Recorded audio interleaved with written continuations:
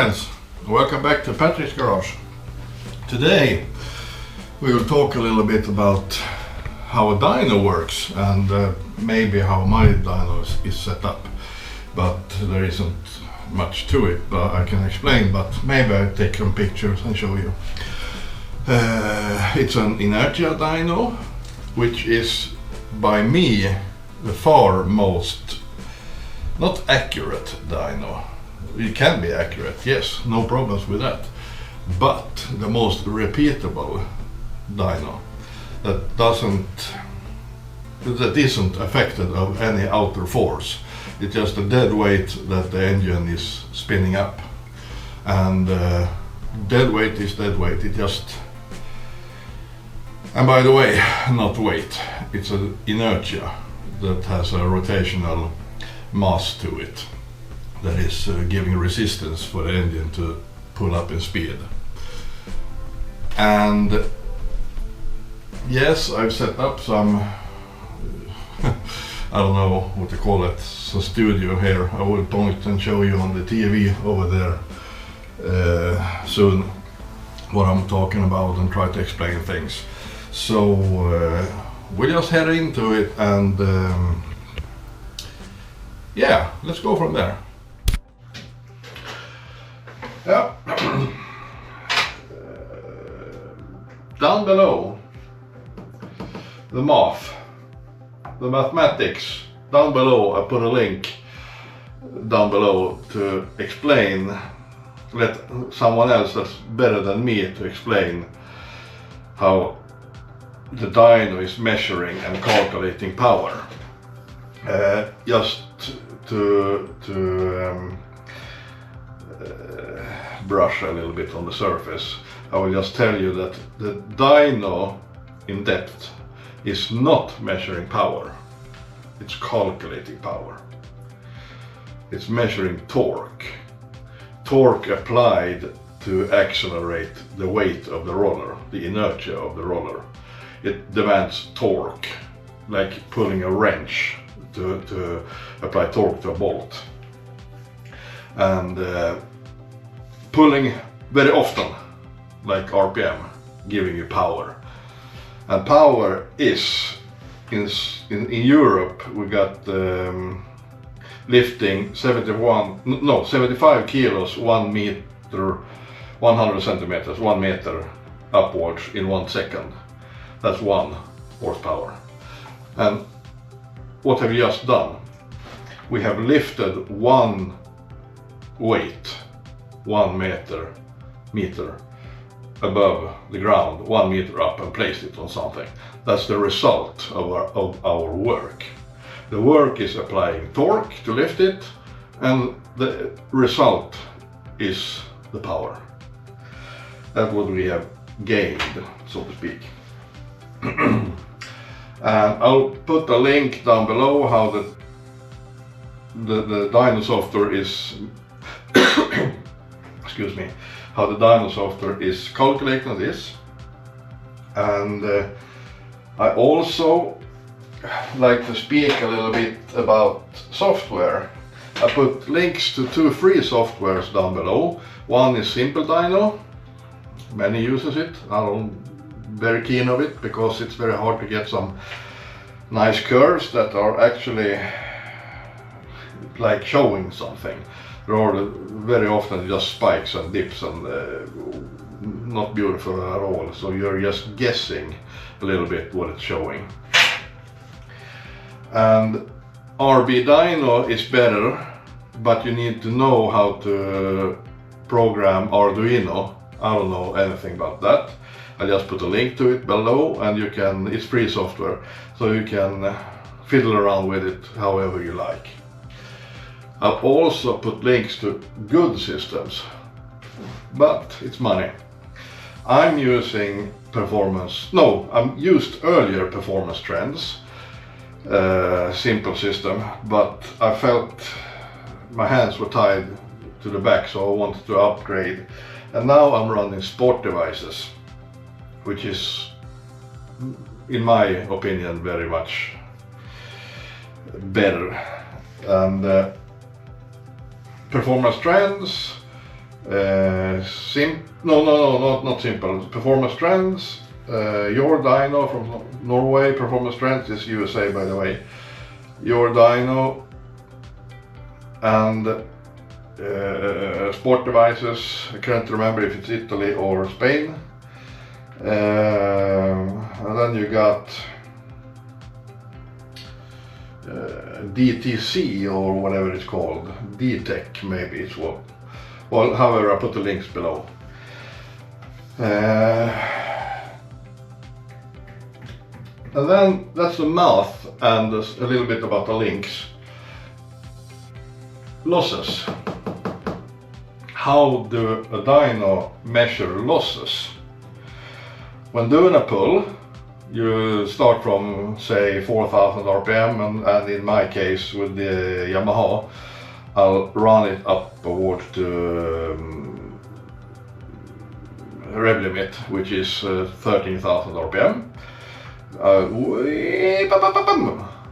And then I pull the clutch and release the throttle and let the roller drive the rear wheel and the chain and the front sprocket all the way into the clutch in the engine.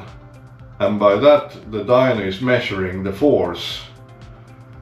It knows the inertia of the roller, and it's calculating it should take this long without losses to coast down in RPM. And the amount faster it is, it calculates to be losses. And losses also is gaining the more you're revving, the more RPM the roller is turning. Let's say dyno up to 1000 RPM on the roller, you get whatever X amount of losses in the pull. And shifting to a higher gear, and but you might get losses there. I'll show. Use a gear close to 1.1 in ratio in gearbox to get the minimal losses inside the engine, and also heat building up and everything about that, so it can take the dyno pulse. But losses are gaining with speed on the roller. So if you're dynoing 1000 RPM on the roller, it shows this power. Shifting a gear upwards, and forget about losses in the gearbox now. It will actually show less horsepower if there aren't any corrections for it in the dyno. And sometimes you can set up these corrections, but it is a little bit of a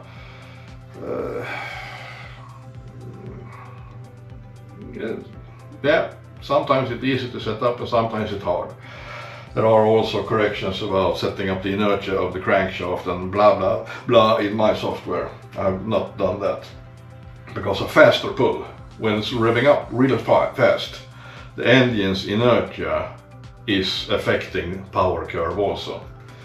But that's just a little bit too advanced. And corrections also. We got weather corrections for moisture, air pressure and temperature. And those weather corrections, you need to understand this. If you're dynoing your own bike and you're only interested in your own bike and your own power and your own dyno and whatever, what it produces today at this point, at this very moment, forget about the corrections, weather corrections, just forget about them. The weather corrections are for comparing for yesterday or in the future or someone else's dyno. Because let's say you live in underneath water level, sea level, you always get high pressure, air pressure, and by that you can gain, if air density is thick, you can gain very good numbers, like in Holland and I don't know any more place that's very close to sea level. Venice maybe, it's just about sea level, but under sea level is Holland. and down in some mines in Kiruna, Sweden. So weather corrections is just that, nothing else. If just dyning for your own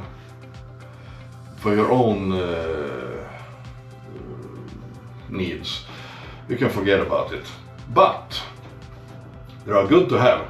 They are good to read them and understand them, because having this air pressure and this moisture and this temperature will get you an air density number. And if you having possibilities on the track to read the air density, you get an answer how to get the engine upwards or downwards to gain the same power you had in the dyno, or actually more if there are more air pressure or whatever. But as I said, do not mind them if you just want a number today at this very moment.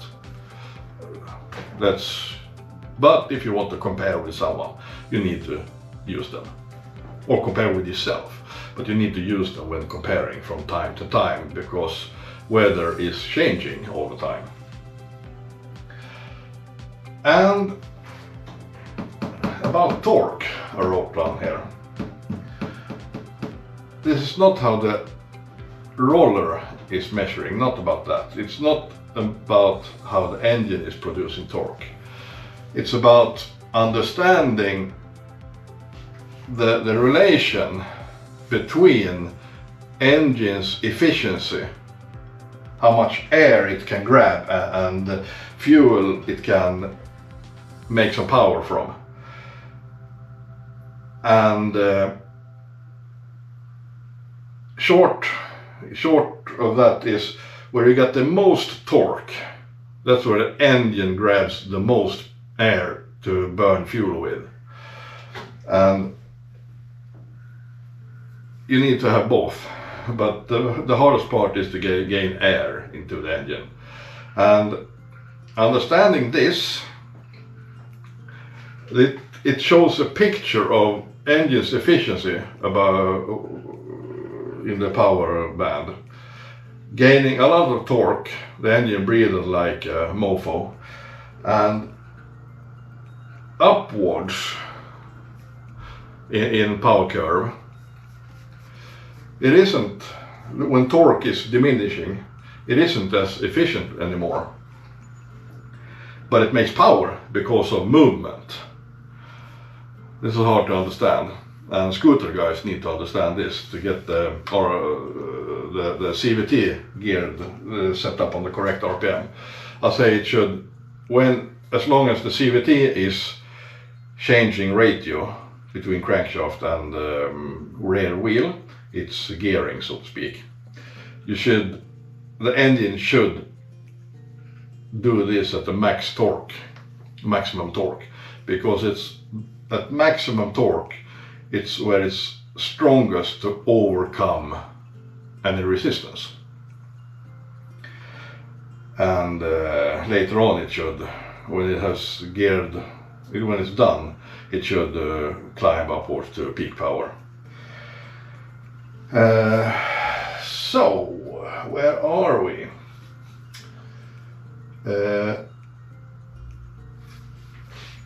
Many people is getting this wrong. Weight of roller is unimportant. It doesn't matter if you got a small roller weighing smaller in diameter than this. Let's say 10 centimeters. This is 40 centimeters, maybe 50. I don't know. But say you got 10 centimeters and this roller is 10 meters wide. You still got a low inertia. Are you following me? But having a hollow roller, as I wrote, have the same weight as that 10 centimeters and long roller, this can be bigger in diameter because it's hollow, and because the weight is placed from center radius outwards, it got more inertia. And by that you can have quite light roller, but have a big inertia. But we're coming to another thing. Having too big roller, you need to keep down the RPMs, because it's about peripheral, whatever, speed. The speed at this diameter is much higher if you have it in a small roller. So I would recommend about 40-45 centimeters at the most, maybe 50 centimeters at the biggest, largest.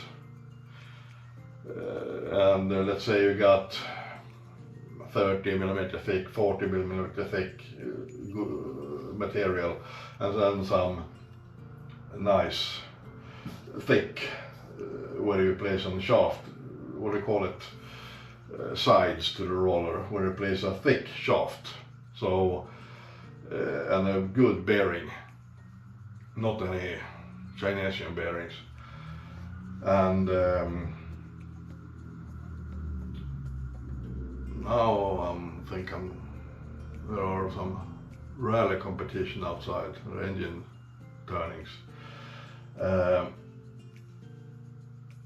And how to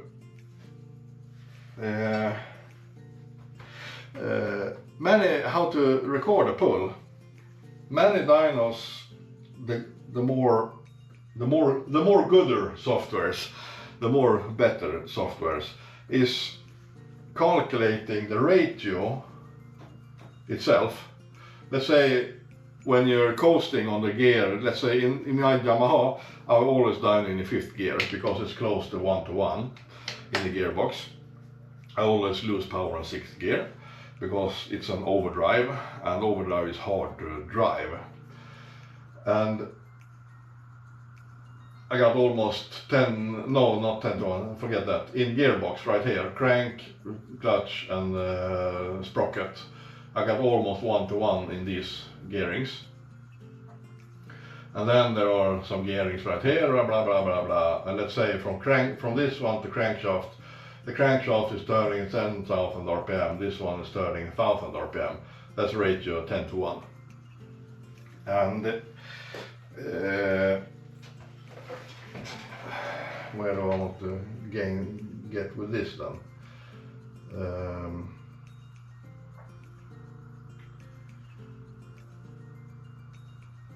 I forgot my thread. I need to cut right here and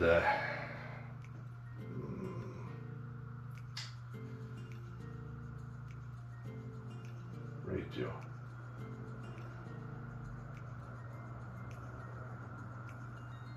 Maybe I just said what I wanted to say in the speed of saying it. I just forgot that I had a talking point. I just said it.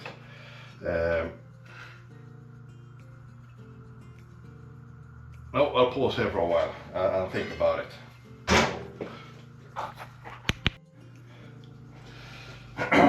So, my brain got stuck. I had to cut for a while and come back to you. So I remember what I was after. What a second, the table, I can take that down. I remember what I was fishing for. When you press the record button, in my case this one for the dyno, and also stop record. The dyno controls or records whatever ratio you got.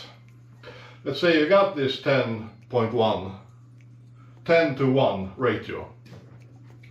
And when pressing record button, it locks this up and disregard from the spark RPM clamp. And then it just goes by the ratio instead.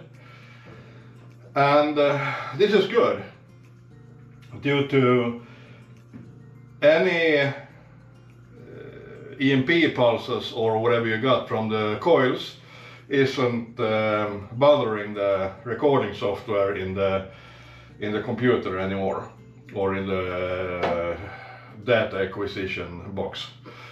And but you can always show RPM clamps in this software I've got, Sport Devices, to compare the roller speed to the RPM.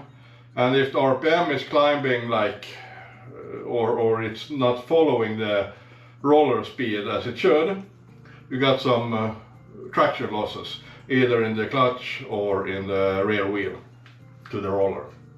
That's good to know, so you can track down where your problems is. And a detail about traction loss. I think I know why, but I won't explain it. But many think when the wheel is spinning, you're spinning away horses.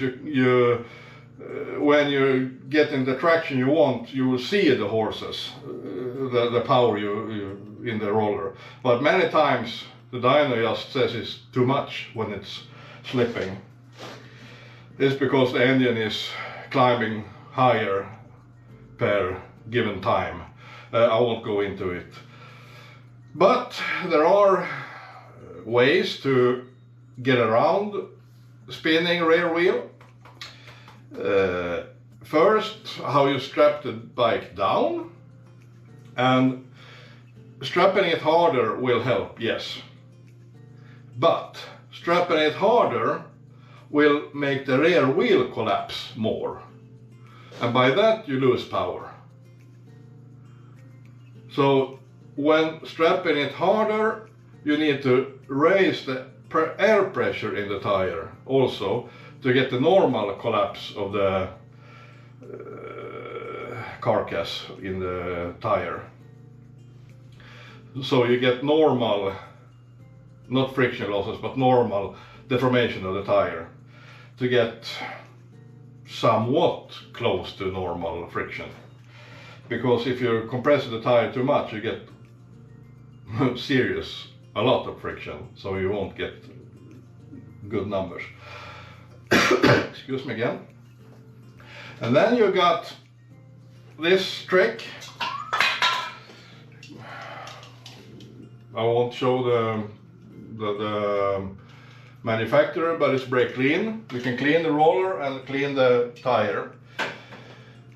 And another trick is to, the day before dynoing, you can clean the tire with WD-40. That actually softens up the tire a little bit. But a normal trick is Dyno sauce.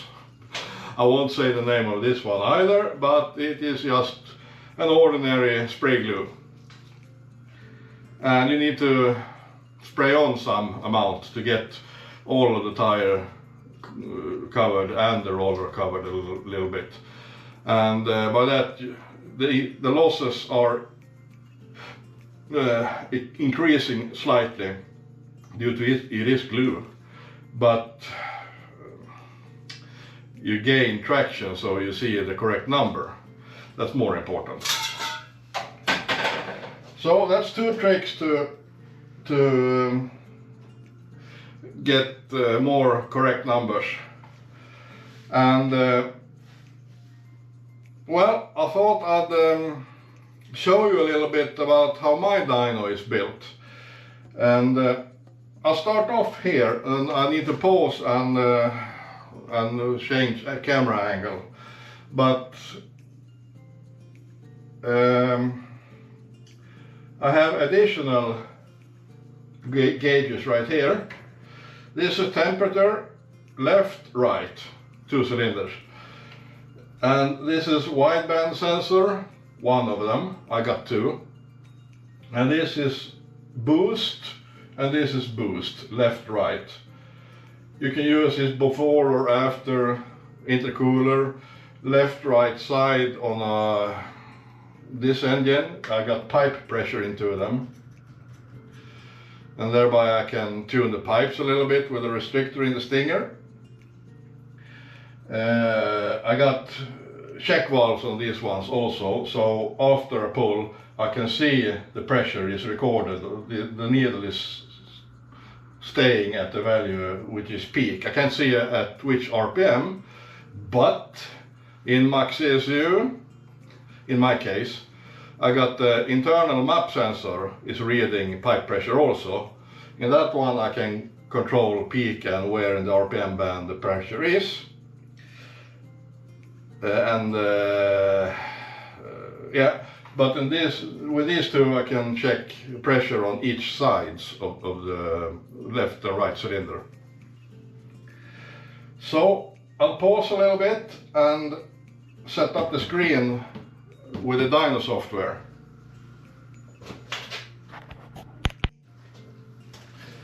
And we're back again with a new screen. This is my main screen for dynoing. This is where I read the results, and this where I read the ongoing pull. RPM, oh, I miss, well, whatever, it's a little bit hidden right here, but I got two exhaust temp sensor and two lambda. And then RPM, roller RPM, torque and Newton meter. No, torque, Newton meter and horsepower. These ones, you can't go by this. This is just a glimpse of what's happening because they're flashing so fast. You can't read these during the pull. But you can read, it writes the curve while it's happening, so you can see a little bit. These are some curves while developing and testing the electron carbs on my Yamaha TZR 250. And best pull with nitro, 5th gear, 105.5 to the wheel. I guess it's hard to see actually. Whatever. I think torque curve is showing one of them. It's become a bug. Brown, brown, brown, blue. Blue, red, yellow, brown, red, yellow. Sometimes sport devices is a little bit buggy. A little bit, yeah, needs some patching. But when restarting it, it often shows okay. This blue curve, I don't know what this is actually right now. It isn't that blue one because it should be 105 in that one too, but it's showing 96.5. So whatever. But 105.5 is record with nitro a little bit earlier. The record with methanol is 96.5.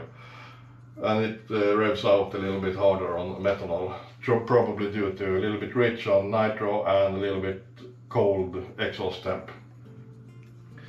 However, you can't see it now, but you got some data in this column. This is air pressure, humidity and temperature, and what correction type I'm using for the air and how much it corrects, and the date and time. And here's the important value though. The air density I was talking about earlier. If having really good air density, how thick the air is, you can get big numbers. But using weather station, it corrects, so you won't see those numbers. That's why I talked about not using weather station for your own, for your own pleasure. And well, this is how you can set this screen up however you want it, and I just set it like this. And you can add a lot more. I can add roller RPM curve, I can add RPM curve, so I can see if they're following, as I said just earlier, each other, so I can localize some traction losses on the dyno. And yeah, that's about that. I'll show you guys a little bit about my dyno setup. So I need to take the camera down and then show you guys. So I'll pause again and set up the camera.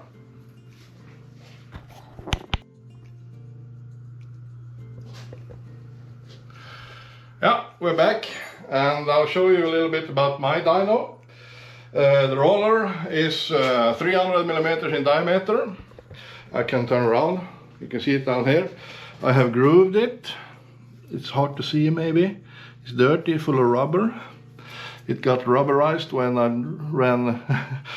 ran launch control on the dyno. And I got the underneath here, right here, I got bearings, and I got RPM signal, and I got a brake. No need to show you that, but the brake is activated by this lever, and you might find it odd to have it right there, and I can't reach it with my hand, but it is for, I can use my foot. It's next to the foot, and then I can, while doing a pull on 5th gear, I can set the engine at say 9000 RPM, and I can hold the brake on the roller to build exhaust temperature, and then record and just release the brake and let it run out through the pull. So I'll take the foot and push like here, right here, and balance with throttle and well, full throttle and clutch and everything, and I push this with my foot to lock it at desired RPM, build exhaust heat that I can see right here. The two is going up, and I often with methanol I start the pulse at about 350, 400, because I noticed that 380 to 430 is where it's producing the most power. And cooling though, I have this fan and a hose, and I 3D printed this one that covers the radiator and cools it. And on methanol now, it actually, when starting the pull I got say 40 degrees, when finishing the pull I got less, like 36 degrees or something. And then I got this big fan.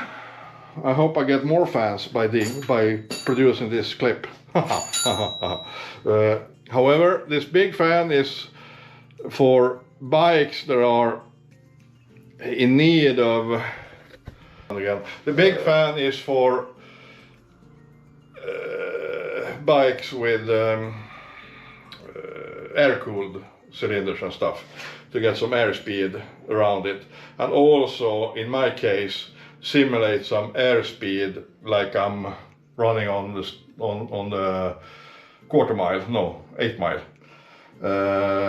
to see if the airspeed is messing up my jetting, because turbulence around the carburetor can mess around with the jetting.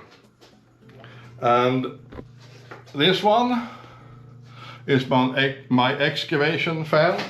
It isn't huge, and I need to upgrade from these aluminium pipes. A single misfire and it just, yeah, you saw in the intro, it just pop and then it's gone. I need to make some rubber hoses or something like that, but they're working quite good. It's a simple inline fan that pulls out, but the speed of the exhaust is pushing also, so it's working quite good. But in summertime I'm running with the port open, and you can see the let's see if I can show you a point. Well, you can see right here there's a string of rubber. That's from the tire. That's happened when I was running the launch, when I was having no traction and rubberized the roller. And more further in there, it's from the left, this pipe. when running methanol it spews gases. I need to clean that and repaint it. Well, it's a lot of methanol is fun, but together with two-stroke oil and things, it becomes dirty. I like dirty stuff. However, I think I've touched it, not all, but a lot of it, and help you guys to achieve good dyno sessions. Importance before doing a dyno session, as I'm doing a lot of dyno sessions, my advice to many of you, test run the bike first. So you see if there are any leakage, gearbox, fuel, exhaust, whatever, because the dyno operator is not, what do you call it, I think that is quite fun. He actually wants just to do his job, not to fix leaks and things. And correct tire. Do not use slicks if possible, because slicks is just too gooey. They're just burning up, so to speak. They get overheated and the rubber is just low. It just, yeah, it pushes away the rubber and it breaks off big chunks of rubber. So use an old street tire, a little bit dry actually. You can fix that with, clean it with brake clean or clean it with WD-40 or using spray glue and stuff. By that I have, not by that, that I have noticed works the best. Slicks are just getting destroyed, probably due to when the tire is rolling, it's not getting anywhere. It's rolling on the same point. In my case of the roller is 300 millimeters in diameter. That's the area, the spot that is at this point, it's always, and every spot 360 degrees around, is always returning, building heat into the roller and the tire if it slips. Even if it isn't, even as it isn't slipping, it also builds some heat because the tire is deformed a little bit also. Running on the street, you're always running on new, fresh, cold tarmac. So the tire won't get overheated in that point. In that case, I meant. And yes, I think we're almost done here for the day. And a small update on this one. Let's see if I can. Small update on this one, the overkill bike. I have these ones. I have locked them with Loctite, and I have added a speedo.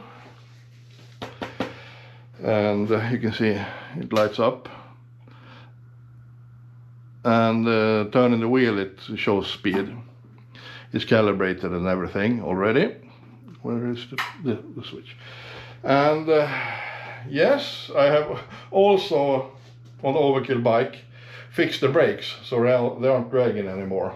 So if needing to push it home again, it won't be as hard. My heart will not collapse and give me heart attacks. Cardiac arrest, or what's the name? I can't remember. Well, I won't talk anymore. Let's just see you in the next one. Bye!